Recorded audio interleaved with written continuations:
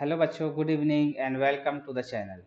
आज के वीडियो में हम डिस्कस करेंगे पिछले साल CUET में जो क्वेश्चन पूछा गया था इलेक्ट्रोकेमिस्ट्री पर बेस्ड जो भी क्वेश्चन थे। ठीक है, अलग अलग सेशंस में उसके कुछ इम्पोर्टेंट क्वेश्चंस हम डिस्कस करने जा रहे हैं। तो चलिए स्टार्ट करते हैं।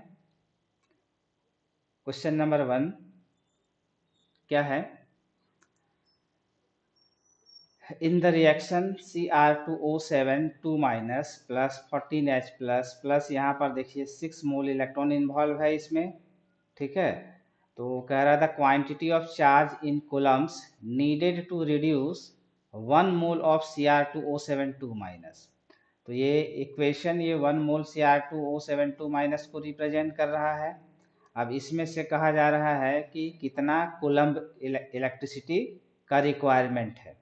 ठीक है, तो जैसा कि हम लोग जानते हैं कि जितना मोल इलेक्ट्रॉन इन्वॉल्व है उतना फैराडे होता है, यानी कि 6 फैराडे ऑफ इलेक्ट्रिसिटी का रिक्वायरमेंट है। और 1 फैराडे होता है 96500।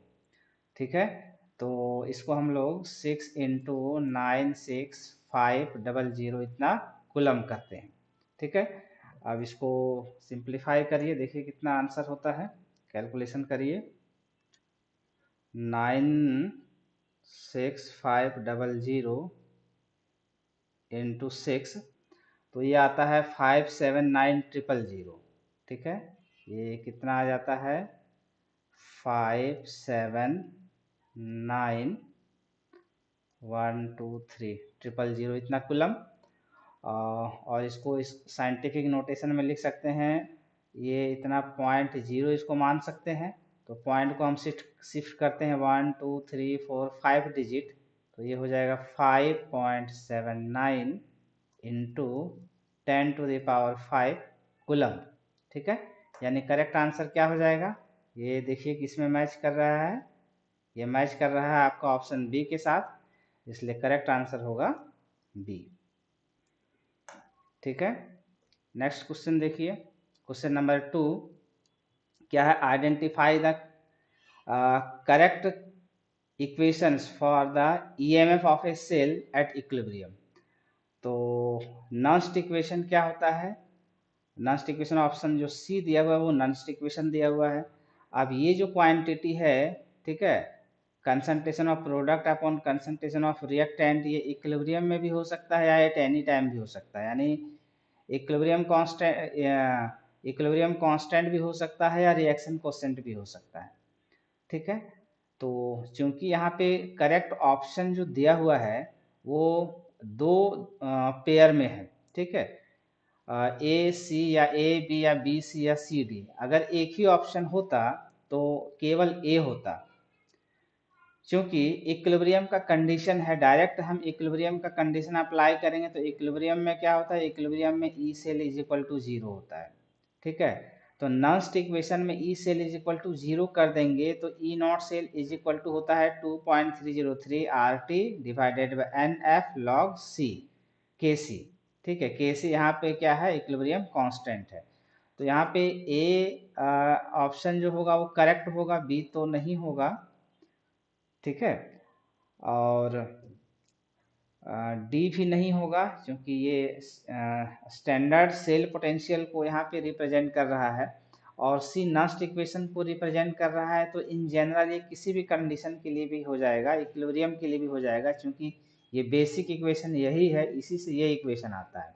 ठीक है, इसलिए ए और सी इसमें दोनों करेक्ट पेयर होगा, यानी कि सेकंड का करेक्ट आंसर ए हो जाएगा, A and C only. Next question देखते हैं क्या है? The variation of molar conductivity. देखो, मोलर कंडक्टिविटी का वेरिएशन अंडर रूट सी, ठीक है, रूट अंडर सी के साथ for a strong electrolyte is shown in the graph. ठीक है, स्ट्रॉन्ग इलेक्ट्रोलाइट के लिए capital lambda M versus root C, इसका जो करेक्ट ग्राफिकल रिप्रेजेंटेशन है, ठीक है, इक्विवेलेंट कंडक्टेंस या मोलर कंडक्टेंस जो होता है वो विथ डाइल्यूशन इंक्रीज करता है। ठीक है, तो ये जो स्ट्रॉन्ग इलेक्ट्रोलाइट अगर होगा, यहाँ पे ये ध्यान रखना है कि स्ट्रॉन्ग है या वीक है। अगर स्ट्रॉन्ग इलेक्ट्रोलाइट है तो लीनियर वेरिएशन होता है। ठीक है, तो इसलिए थर्ड का जो करेक्ट आंसर होगा वो होगा डी। ठीक है, नेक्स्ट क्वेश्चन देखते हैं क्या है। Limiting molar conductivity, lambda am not दिया हुआ है, ये लिमिटिंग मोलर कंडक्टिविटी होता है। ये अलग अलग इलेक्ट्रोलाइट्स के लिए दिया हुआ है, NaCl, HCl, NaOACl symbolic representation है सोडियम एसीटेट का। ठीक है, तो ये सब का दिया हुआ है और एसिटिक एसिड का ये सिंबॉलिक रिप्रेजेंटेशन है। तो limiting molar conductivity acetic acid के लिए पूछा जा रहा है। तो यहाँ पे क्या होगा, कॉलराउज लॉ अप्लाई होगा। तो कॉलराउज लॉ अप्लाई करते हैं तो क्या हो जाएगा, एसिटिक एसिड के लिए कॉलराउज लॉ अगर अप्लाई करेंगे तो सबसे पहले इसका इक्वेशन लिख देते हैं। इसका डिसोसिएशन किस में होता है, CH3COO minus plus H plus में। ठीक है, तो कॉलराउज लॉ क्या कहता है, किसी भी इलेक्ट्रोलाइट का जो लिमिटिंग मोलर कंडक्टिविटी जो होता है वो सम ऑफ आयनिक कंडक्टिविटी के सम ऑफ आयनिक मोलर कंडक्टिविटी के बराबर होता है। ठीक है, इन जनरल मान लेते हैं अगर AB कोई इलेक्ट्रोलाइट है तो AB का लिमिटिंग मोलर कंडक्टिविटी क्या होता है, limiting molar conductivity of A plus plus limiting molar conductivity of B minus. इसी कंसेप्ट को यहाँ पर अप्लाई करते हैं। तो इसके लिए क्या करना पड़ेगा, हमको क्या निकालना है, अगर लिमिटिंग मोलर कंडक्टिविटी अगर इसके लिए निकालते हैं एसिटिक एसिड के लिए यानी HOAC के लिए अगर निकालते हैं तो ये क्या हो जाएगा, limiting molar conductivity of H plus plus limiting molar conductivity of CH3COO minus. ठीक है, अब ये तीन इलेक्ट्रोलाइट के लिए दिया हुआ है तो इसको अरेंज करके इस फॉर्मेट में लाना होता है। ठीक है, तो गिवन जो लिमिटिंग मोलर कंडक्टिविटी है किसका है, इक्वेशन लिख देते हैं। HCl का दिया हुआ है तो HCl से क्या होता है H प्लस और Cl माइनस। NaCl का जब डिसोसिएशन होगा तो इससे क्या होता है Na plus plus Cl minus. और एसीटेट सोडियम एसीटेट का अगर डिसोसिएशन होगा यानी CH3CONA तो ये डिसोसिएट होता है CH3COO minus plus Na plus में। ठीक है, सोडियम आयन में। तो ये तीनों इक्वेशन को इस तरह से अरेंज करना है ताकि H प्लस और CH3CO माइनस राइट साइड में बच जाए। ठीक है, तो H प्लस और CH3CO माइनस यानी इसको अगर मान लेते हैं इक्वेशन 1, इसको 2 मान लेते हैं, 3 मान लेते हैं तो 1 प्लस 3 माइनस अगर 2 करेंगे तो जो हमको जो चाहिए, ठीक है, मेरा रिक्वायरमेंट पूरा हो जाएगा। यानी 1 प्लस 2 माइनस अगर 3 कर देंगे तो लिमिटिंग मोलर कंडक्टिविटी निकल जाएगा किसका, एसिटिक एसिड का। ठीक है, और लिमिटिंग मोलर कंडक्टिविटी तीनों का दिया हुआ है तो हमको क्या करना है, ये दोनों को ऐड कर देना है यानी HCl और सोडियम एसीटेट को ऐड करना है यानी 425.5 प्लस 91 और माइनस NaCl का लिमिटिंग मोलर कंडक्टिविटी यानी 126.4। इसको सिंप्लीफाई कर देते हैं तो आपका आंसर हो जाएगा A 390.5 साइमन सेंटीमीटर स्क्वायर पर मोल, यानी 4 का करेक्ट आंसर A होगा। नेक्स्ट क्वेश्चन देखिए, how much charge is required for the reduction of 1 mole of MnO4 minus two Mn2 plus.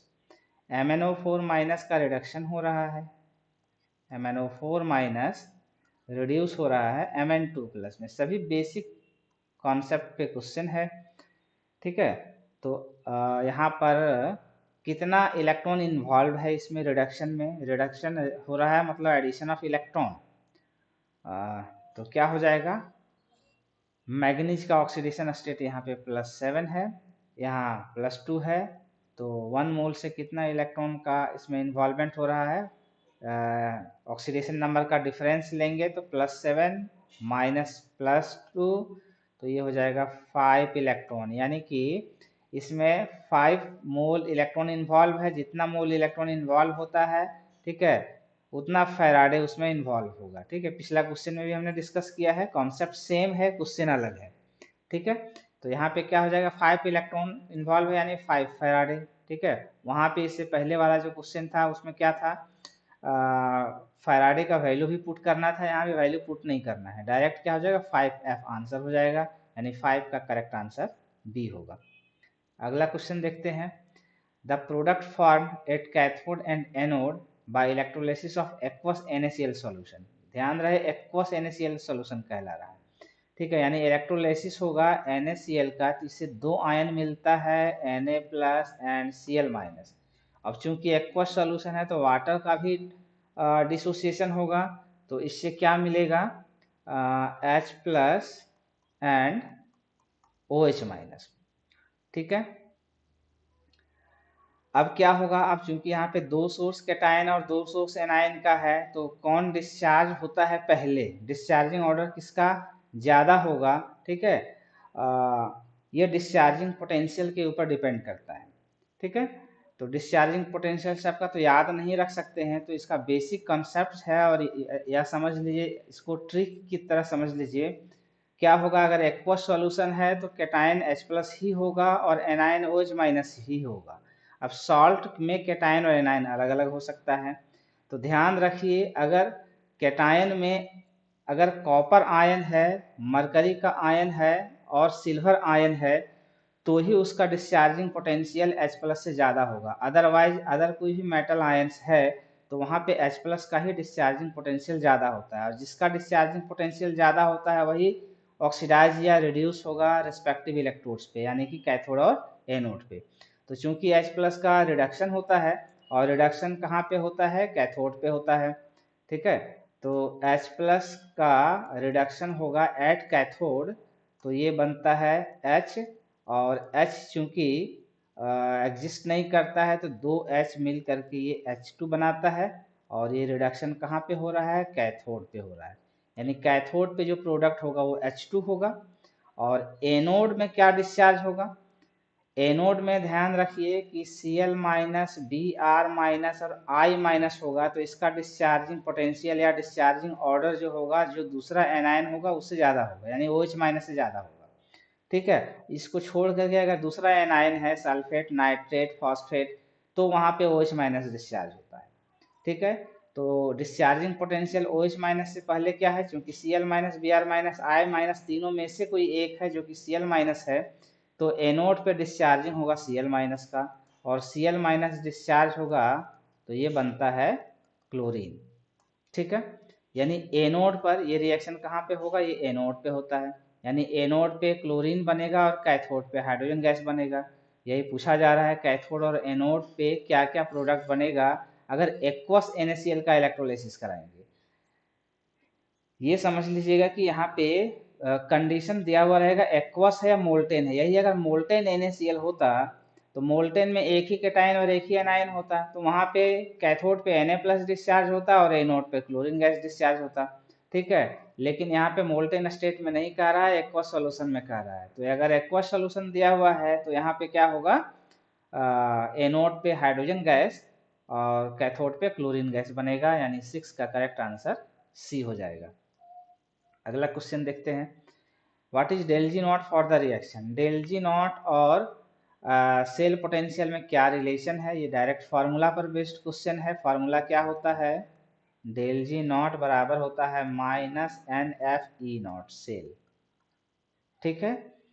तो सब कुछ दिया हुआ है, n कितना मोल इलेक्ट्रॉन इन्वॉल्व हो रहा है, क्योंकि दो इलेक्ट्रॉन का इसमें इन्वॉल्वमेंट है इस रिडॉक्स रिएक्शन में, तो n का जो वैल्यू है, ठीक है, इनडायरेक्टली n का वैल्यू दिया हुआ है 2। F फैराडे कांस्टेंट का वैल्यू हम लोग जानते हैं, दिया हुआ भी है 96500 कूलम होता है। अब हमको E0 सेल निकाल लेना है, तो E0 सेल क्या होता है, reduction potential of cathode minus reduction potential of anode, यानी E0 Cu2 plus copper minus E0 Zn2 plus 2 Zn, ठीक है। यानी कि कॉपर का रिडक्शन पोटेंशियल माइनस जिंक का रिडक्शन पोटेंशियल, और ये कितना हो जाएगा, कॉपर का रिडक्शन पोटेंशियल कितना है, प्लस में है 0.34 वोल्ट, माइनस जिंक का रिडक्शन पोटेंशियल है माइनस 0.76 वोल्ट, ठीक है। तो कितना हो जाएगा ये माइनस माइनस प्लस हो जाएगा, यानी ऐड कर देंगे 6 4 10 का 0, ठीक है, 7 3 10 के 11, 1.1 वोल्ट, ठीक है, 1.1 वोल्ट हो गया। ई नॉट सेल, एन का वैल्यू कैलकुलेट कर लिए यहाँ से 2F दिया हुआ है, तो अब क्या करना है, फॉर्मूला में केवल बैठा देना है, यानी डेल जी नॉट बराबर हो जाएगा -2 इंटू 96500 इंटू 1.1, ठीक है। अब देखिए अगर वोल्ट अगर है, ठीक है, और कूलम्ब है तो वो इक्विवेलेंट होता है जूल के, ठीक है, तो ये हो जाएगा जूल पर मोल, ये क्या हो जाएगा, जूल पर मोल आंसर हो जाएगा इसका।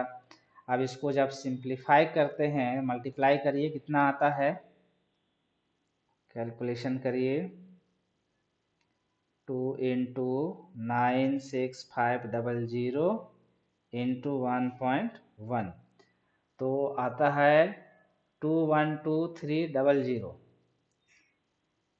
212,300, ठीक है, इतना जूल। अब ऑप्शन किलो जूल में है, तो किलो जूल के लिए क्या करते हैं, 1000 से डिवाइड करते हैं, तो 1000 से डिवाइड जब कर देंगे तो आ जाएगा ये 212.3 किलो जूल, ठीक है। और ये 1 मोल के लिए है, पर मोल के लिए तो किलो जूल पर मोल हो जाएगा ये, ठीक है, यानी करेक्ट आंसर क्या हो जाएगा, माइनस है, माइनस यहाँ छूट रहा है, तो -212.3 किलो जूल पर मोल, यानी 7 का करेक्ट आंसर होगा ए।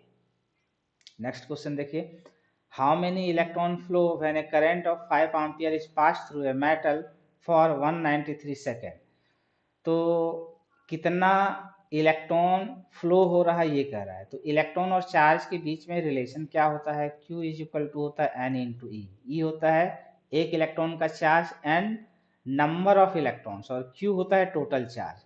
तो हम टोटल चार्ज पहले निकाल लेंगे, E तो हम लोग जानते हैं कितना होता है 1.6, E का वैल्यू होता है 1.6 इंटू 10⁻⁻19 कूलम, N हमको कैलकुलेट करना है, और गिवन डेटा से हम Q भी कैलकुलेट कर लेंगे। तो Q इज इक्वल टू क्या होता है, I into T, current into time, current दिया हुआ है 5 एम्पियर इंटू टाइम दिया हुआ है 193 सेकेंड में ही होना चाहिए, तब ये कूलम में आ जाएगा। एम्पियर में करंट होगा और सेकेंड में टाइम होगा, तो वो कूलम हो जाता है। तो 5 इंटू 193 कूलम हो गया चार्ज, ठीक है। अब Q निकल गया, तो N बराबर क्या हो जाएगा, Q डिवाइडेड बाई E, और ये हो जाएगा 5 इंटू 193 डिवाइडेड बाई चार्ज हो गया 1.6 इंटू 10⁻⁻19। अब इसको सिंप्लीफाई कर दीजिए, -10⁻⁻19 है, ऊपर चला जाएगा 10⁻+19 हो जाएगा, ठीक है। इसको सिंप्लीफाई कर देंगे तो ये आंसर आ जाएगा आपका 8 का बी।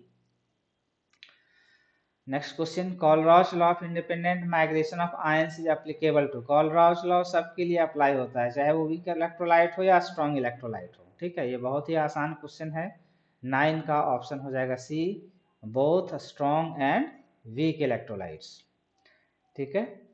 नेक्स्ट क्वेश्चन क्या है, molar conductivity of dash increases drastically on dilution, molar conductivity इसमें से किसका ड्रेस्टिकली इंक्रीज करता है, मतलब अचानक से इंक्रीज कर जाता है, ठीक है।